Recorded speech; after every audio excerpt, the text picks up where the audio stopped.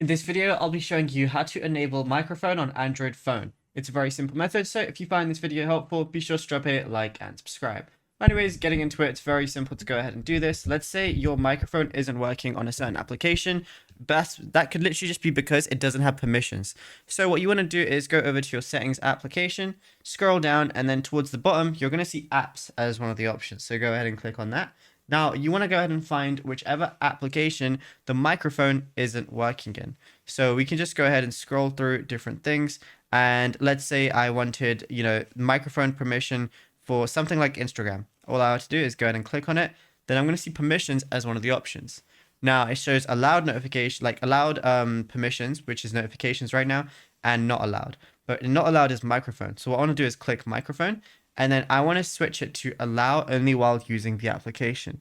And that way it's going to allow me to use the microphone whenever I want. And then you can do that for each app if you want to, or you can just change your microphone permissions universally